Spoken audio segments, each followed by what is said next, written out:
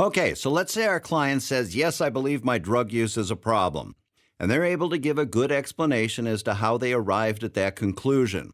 There's one more question then that you want to ask, and that's, what does that mean?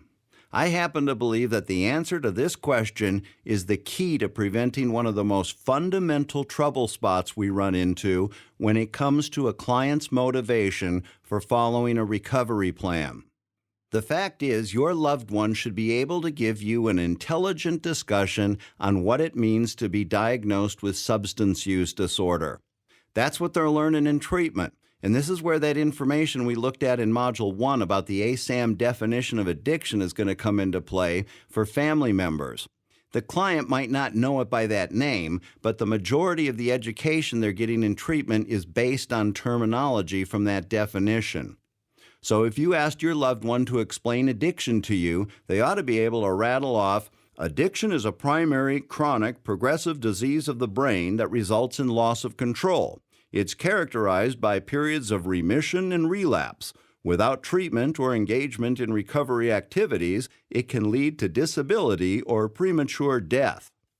Now again, they're not going to have that memorized and be able to specifically quote that right out of the doctor's book.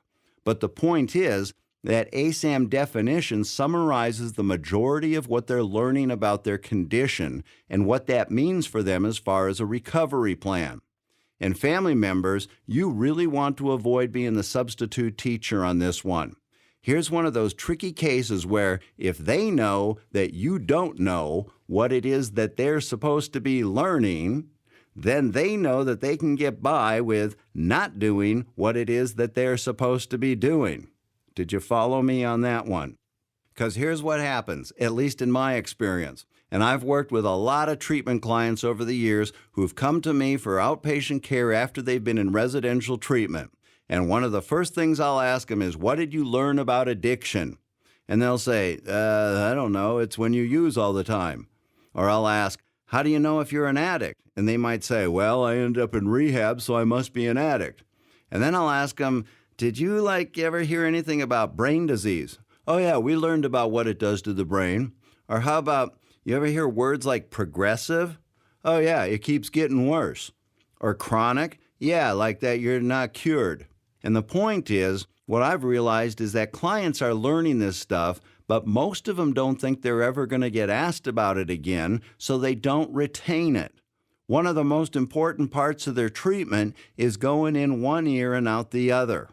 And that leads to a really big crack in their foundation, because it's the understanding of their condition that's ultimately going to provide the most motivation for them to follow a plan.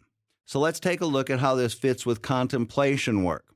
Is your drug use a problem? Yes. What does that mean? And the thought process ought to go something like this. I have a brain disease that means I can't trust my thinking when it comes to deciding if I'm going to use or not. So I have to stay away from relapse triggers. And my condition is chronic. That means I'm not automatically fixed once I leave treatment. I need an ongoing plan that's going to keep me away from relapse triggers and keeps me focused on my recovery. And my condition is progressive. That means that if I start using again, I'll pick up where I left off and things will get worse than they were before. And my condition is primary. If I start using again, every other area of my life that's affected by my drug use goes down the drain. And if all that registers with them, you'd expect them to be like, I gotta build the best defense possible. And they'd be coming to you, telling you the plan. Mom, what are we gonna do about school? Being around all my using friends will be a huge trigger. Or, I've got to quit my job as a bartender. There's no way I can be in that environment and exposed to all those triggers. And I got to start going to meetings right away when I get out of here. I don't want to take the chance of relapsing.